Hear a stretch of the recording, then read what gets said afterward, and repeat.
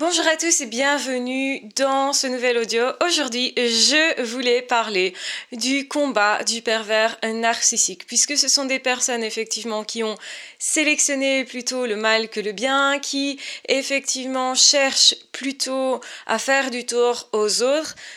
Eh bien, ils sont en perpétuel combat. Ce qu'ils n'ont pas compris, c'est que c'est pas comme ça qu'on trouve la paix, c'est pas comme ça qu'on trouve l'amour, c'est pas en imposant aux autres quoi que ce soit, et c'est pas non plus en essayant de les maîtriser. Or, à la base, ce sont des personnes qui, effectivement, ont souffert enfant, mais à un moment donné, ont choisi de s'identifier à leur agresseur et à devenir finalement comme la personne qui les a agressés, en espérant être au-dessus des autres. En fait, en étant enfant, vous êtes plutôt victime. Victime parce que votre survie dépend finalement d'un adulte ou de plusieurs adultes et généralement, vous n'arrivez pas à vous en sortir vous-même, à vous nourrir, à vous loger, à vous vêtir, bref. Il y a un vrai risque de mort et de mort psychique aussi face à un adulte qui est pervers narcissique, qui est malveillant, qui est traumatisant. Et donc les pervers narcissiques ont vécu ce type de traumatisme enfant, durant l'enfance, mais après effectivement l'âme va choisir est-ce que moi je continue avec ça ou au contraire est-ce que je cherche une porte de sortie. Donc c'est-à-dire que quand je suis touchée par la bonté de quelqu'un après le traumatisme ou parce que justement moi je veux vivre autrement, c'est un vrai choix que l'âme fait que de ne pas ressembler à son harceleur, son manipulateur, son tortionnaire. Donc, autrement dit, ici, on a plutôt affaire à des enfants qui sont devenus adultes en s'identifiant à l'enfant agresseur. Ça, c'est le côté psychologique de la situation. Cependant, adulte, on a toujours le choix à chaque instant T. Il y a effectivement des périodes de vie où on va à nouveau devoir rechoisir, si vous voulez. Donc choisir le bien ou le mal, choisir effectivement de continuer à harceler les autres, à leur faire du tort, ou au contraire, aller vers autre chose. Et aller vers autre chose, ça demande effectivement un vrai travail psychologique de remise en question, et ça, c'est ce qu'ils ne veulent pas faire. C'est faire leur deuil, c'est justement prendre mesure de ce dans quoi ils sont, et au final, on a vraiment des personnes qui vont renier le bien, qui vont renier l'amour, qui vont se moquer de ça et qui ne vont pas y croire. Alors qu'un enfant qui va être résilient va s'accrocher au peu d'amour reçu ou perçu et va pouvoir se faire son monde intérieur où il va imaginer être dans l'amour, imaginer sortir de ça, imaginer être un héros ou une princesse, imaginer un monde fantastique où justement les choses seraient à leur juste place, elles seraient justes. Donc ça veut dire que finalement ils auront leur revanche et ils vont imaginer justement tout ça et s'y accrocher, pas vraiment finalement que comme un rêve parce qu'ils vont y croire eux-mêmes et le psychisme va se réparer comme ça. Donc c'est un vrai choix et ce choix revient à des périodes charnières de la vie. Est-ce que tu veux continuer comme ça ou au contraire non, tu vas vers l'amour? Parce que toute notre vie, on va rencontrer des personnes qui sont vraiment des personnes d'amour et on aura le choix de mobiliser en l'autre effectivement plutôt son côté amour, son côté lumineux ou finalement de mobiliser plutôt la défense de l'autre. Et les pervers narcissiques vont mobiliser votre défense parce que justement ils n'ont pas choisi l'amour. Et c'est pour ça qu'on dit que ce sont des âmes en déperdition, des personnes qui finalement rechoisissent constamment le mal parce qu'ils ne veulent pas passer par le fait de travailler sur eux, d'estimer que chez eux il y a un problème maintenant. Oui, il y a eu des traumatismes dans le passé, mais il faut bien comprendre que c'est le passé justement. Et là, malheureusement, les pervers narcissiques vont estimer être victimes, toujours victimes actuellement, alors qu'en fait, c'est plus le cas. Alors qu'en fait, actuellement, ils sont beaucoup plus libres. En tout cas, ils pourraient prendre leur liberté par rapport notamment aux personnes qui leur ont fait du tort. Peut-être même ce parent-là est décédé, mais ils continuent de croire qu'ils sont liés à ce traumatisme-là. Et tant qu'ils ne sont pas sortis de ça, parce que effectivement, le monde fonctionne aussi avec nos pensées et fonctionne beaucoup plus que ce qu'on croit avec nos pensées. Donc le monde spirituel aussi ne cesse de dire attention, ce que vous pensez est la réalité ou devient la réalité. Ce qu'il faut entendre par là, c'est qu'effectivement, quand vous changez votre perception sur les choses, vous changez votre état intérieur et vous changez du coup votre bien-être. Et psychologiquement, on le voit ça. Mais on peut aussi en parler d'un point de vue spirituel, effectivement que quand on change notre vision des choses et qu'on n'est plus dans le combat, on est forcément plus proche de l'amour déjà, de l'amour de soi et de l'amour de l'autre. Sauf que les pervers narcissiques, ils restent dans le combat, ils cherchent le combat et ils cherchent à maintenir cet état-là comme justement une possibilité de ne jamais se remettre en question. Comme une possibilité aussi de se convaincre qu'ils sont réellement les plus grands, les plus forts. Et quand on voit justement combien ils font des efforts pour ça, on a compris que ils sont pas si forts et si grands que ça. Donc, effectivement que, continuellement, l'autre en face va lui renvoyer justement ce fait, tu n'es pas si grand, si fort que ça, et tu aurais pu faire d'autres choix. Et ça, c'est ta responsabilité. La fameuse responsabilité qu'ils ne veulent pas prendre. Et justement, ils vont complètement vriller au moment où ils vont rechoisir continuellement de ne pas aller vers l'amour, de ne pas croire en l'amour, même s'ils ont une personne aimante en face d'eux. Et c'est pour ça qu'ils vont effectivement ne pas rentrer dans l'amour, ne pas croire en l'amour, se moquer de l'amour très très fortement.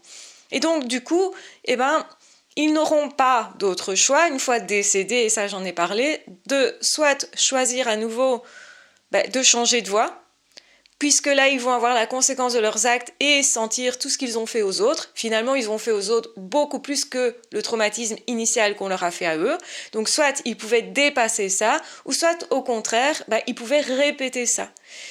Et donc, effectivement, que les enfants résilients, et il y en a beaucoup, et beaucoup sont nombreux à ne pas avoir choisi de reproduire ce qui a été vécu, et justement, ont même été d'une finesse particulière à regarder leur relation. Est-ce que moi je suis sûre, je ne suis pas en train de manipuler, je ne suis pas en train de reproduire ça.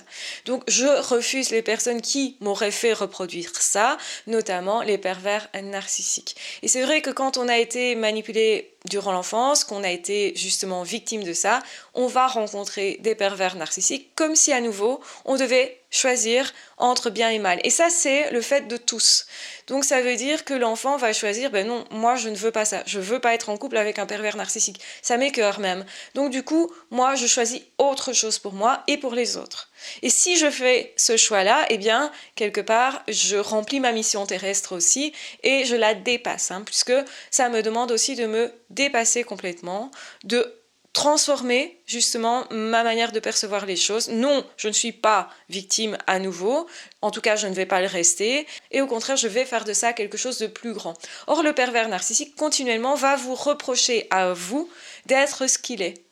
Et vous allez vous dire, non, je ne suis pas comme ça. Mais ils vont s'acharner vraiment à vous attribuer leurs propres défauts, à vous dire narcissique, à vous dire égoïste, à vous dire que vous êtes une personne qui n'aimait pas vraiment ou pas suffisamment, à dire que vous n'êtes pas authentique, que vous mentez, que vous inventez des salades, alors qu'en réalité, c'est eux qui font ça tout le temps. Ils vont vous dire nul, alors que c'est eux qui sont nuls, eux qui n'y arrivent pas, eux qui n'ont pas choisi l'amour. Et ils vont chercher à vous faire basculer de l'autre côté, parce que ça les rassurerait de savoir que vous non plus, vous ne vous en sortez pas. Comme ils ne s'en sortent pas, ils cherchent à ce que les autres ne s'en sortent pas.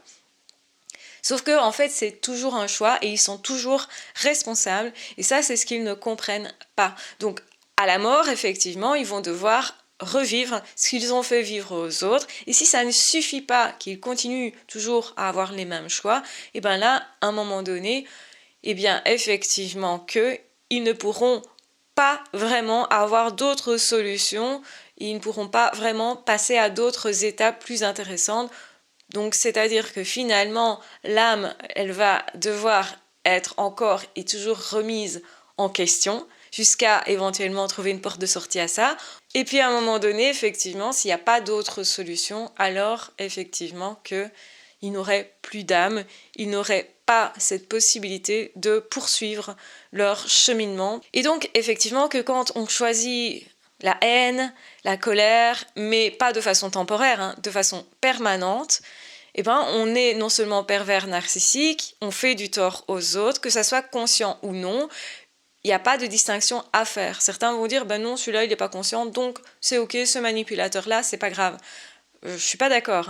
À partir du moment où on reproduit quelque chose automatiquement et à aucun moment on se remet en question, alors qu'on a ces possibilités-là, il y a quand même un choix qui est fait, que la personne en ait pleinement conscience ou non, ne veut pas dire qu'il faut laisser les manipulateurs manipuler. Ça n'a aucun sens et aucun intérêt non plus que de laisser cette personne manipuler et faire du tort aux autres.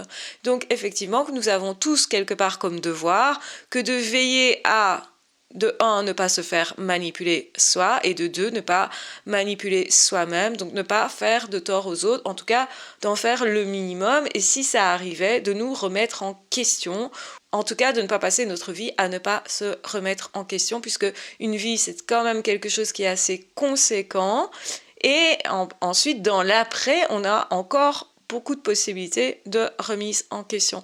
Donc les pervers narcissiques sont des personnes qui ne se remettent pas en question, qui ne veulent pas prendre justement la mesure des conséquences de leurs actes, alors qu'à un moment donné, là, on y est obligé. Alors vous allez me dire, mais c'est quoi la différence finalement avec une personne qui a un trouble de personnalité et qui, elle aussi, va manipuler et va dire « je n'y peux rien si je suis un monstre parce que j'ai été manipulée, parce que j'ai souffert ». À nouveau, la personne se positionne en victime, donc tant qu'on n'assume pas ce qu'on a fait aux autres, eh bien non, on ne peut pas progresser, évoluer, avancer, etc. Et c'est finalement aussi pour ça que certaines personnes sont là sur Terre, c'est pour pouvoir faire d'autres choix, on va dire ça comme ça. Et donc du coup, vous avez certainement fait bien d'autres choix, et sachez que oui, ça sera juste après coup, parce que vous pourrez vivre dans votre vie déjà plein d'autres choses, et c'est ce que je recommande continuellement, c'est de vivre plein d'autres choses, plein d'autres relations, et plus d'ailleurs vous allez changer votre état d'esprit en étant porté sur l'amour, l'accueil de l'autre, mais aussi l'accueil de soi, parce que aussi le problème souvent c'est qu'on ne s'accueille pas soi-même, donc là on n'est pas complètement dans l'amour non plus. Du coup, finalement, on sort de ce cycle de répétition d'un point de vue psychologique, mais aussi d'un point de vue spirituel. On trouve la paix, on trouve l'apaisement, on trouve des périodes d'accalmie et de mieux en mieux. Et surtout, on ne joue plus dans la cour du pervers narcissique, c'est-à-dire que on sait que les problèmes ne viennent pas de chez nous, on sait qu'on doit continuer d'être son meilleur ami et de se respecter, on sait que non, on n'est pas égoïste, on n'est pas comme cette personne prétend, c'est-à-dire que eux ne croient pas en l'amour. Donc du coup, ils vont dire tous les hommes sont comme ça, toutes les femmes sont comme ça, ce qui est faux, et en fait, on a toujours ce choix-là. Donc je pense sincèrement que aller vers l'amour, c'est aussi refuser finalement les manipulateurs, refuser même la manipulation sur soi, refuser effectivement d'être bloqué dans nos agissements, parce qu'effectivement sortir de ça, c'est pouvoir être plus soi, avoir un esprit qui va être du coup positif et qui va aider bien des personnes, alors que ces personnes-là, elles n'aident personne, elles se perdent elles-mêmes et elles aident à perdre les autres. Alors que si vous faites le cheminement de vous dépasser vous, de sortir de ça, non seulement vous aidez vous, mais sans vous en rendre compte, vous aidez d'autres personnes qui vont voir ça ou qui vont vous rencontrer et qui vont connaître votre état d'esprit. Et c'est comme ça que se transmet le bien, l'amour, etc. Et ça, on n'en parle pas assez, comment je transmets l'amour autour de moi. Juste parce que j'ai choisi, moi, l'amour, justement. Voilà, j'espère en tout cas que cet audio vous aura intéressé. Donc, refusez aussi les personnes qui jugeraient le fait que vous essayez de transmettre quelque chose. Ça, c'est quelque chose que moi, j'ai évidemment déjà rencontré aussi. Donc, les personnes qui disent « Ouais, je suis sûre, t'essayes de faire une secte » ou « Il ne faut pas parler des pervers narcissiques comme ça, je suis sûre qu'au fond, ce sont quand même des belles personnes, etc. etc. » Mais non, en réalité, ça dépend de leur choix et chacun est libre de ses choix, mais c'est de leur responsabilité et donc ce n'est pas de la nôtre ou de quelqu'un d'extérieur. Ça, il faut bien comprendre aussi, parce que effectivement, eh bien non, c'est pas parce qu'on est orienté psycho et qu'on connaît très bien du coup les mécanismes à ce niveau-là que forcément il n'y a rien qui intervient au niveau spirituel. C'est très important aussi de comprendre ça, que spirituellement il se passe quelque chose et que nous sommes tous spirituels, qu'on le veuille ou non, et que d'essayer de se maintenir que dans une optique d'étude ne sera jamais que complet que de ce point de vue-là. Donc si je reste uniquement dans la psychose, que je fais beaucoup sur mes chaînes, on le sait, eh bien effectivement, c'est complet au niveau psychologique, mais effectivement, ça va manquer de spiritualité, ça va manquer d'un autre point de vue. Et ça, c'est très important de le rappeler aussi, que c'est pas parce qu'on fait de la psycho que on fait aussi de la spiritualité que ça devient une secte ou que ça devient justement de la manipulation. Parce que le mot secte, c'est clairement de la manipulation. Alors qui sont à la tête des sectes généralement, vous l'aurez compris, des pervers narcissiques ou des personnes qui ont un trouble de personnalité, qui sont en mode justement je manipule les autres, je veux leur faire des choses et surtout des choses contraires à leur bien-être. Au final, c'est ça que ça veut dire, hein, parce que les personnes qui vont vous guider un petit peu comme des gourous pour vous amener vers un mieux-être finalement, eh bien, ils visent votre bien-être, ils visent à ce que vous vous sentiez bien. Ils ne visent pas à vous prendre votre argent comme ça, sans raison, hein. Non, du tout. Ils ne visent pas non plus à vous exploiter d'une quelconque façon, ni à exploiter votre énergie, ni à exploiter votre temps. Or, les sectes, c'est vraiment ça, c'est on vous exploite. On vous exploite au niveau des pensées, donc on va vous mettre des pensées qui vont vous faire œuvrer contre vous-même, vous faire vous sentir mal, et comme vous vous sentez mal, coupable, etc., eh bien vous allez agir d'une certaine façon qui est dans l'intérêt de la personne qui tient la secte ou du groupe éventuellement, mais pas dans votre intérêt à vous pour votre vie. Donc ça, c'est très important aussi de faire la distinction. La spiritualité, c'est une chose, les sectes, c'est complètement autre chose, et on a aussi à faire ce choix entre bien et mal, et on est tout à fait libre de le faire. Donc le bien et le mal est quelque chose effectivement qui peut varier d'une perception à l'autre, d'une culture à l'autre, etc. Mais je pense qu'on va ressentir ce qui nous fait du bien, et que ce qui nous fait du bien, c'est le bien, c'est l'amour.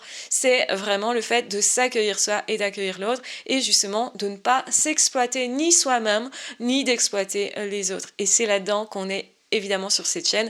Est-ce que c'était important de le rappeler? Peut-être. Donc en tout cas, c'est fait. Voilà, je vous embrasse bien fort et je vous aime très fort. Prenez bien soin de vous. Et vous avez le bonjour de Zoro qui est venu au courant de l'audio se blottir contre moi.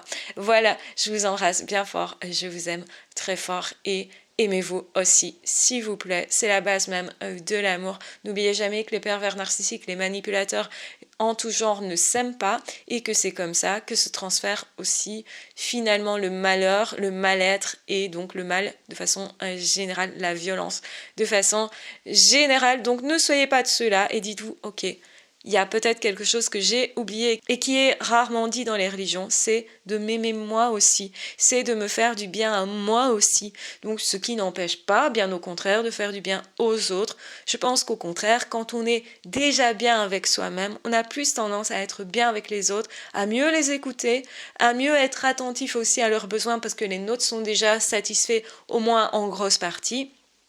Et on a davantage envie d'échanger de façon justement équilibrée. Donc je pense que ça favorise l'amour et c'est important du coup de vous rappeler ça. Aimez-vous aussi et n'ayez aucune honte à passer du temps avec vous si vous en avez besoin. Tout simplement. Voilà, je vous embrasse bien fort, je vous aime très fort. Prenez bien soin de vous. Ciao, bye bye.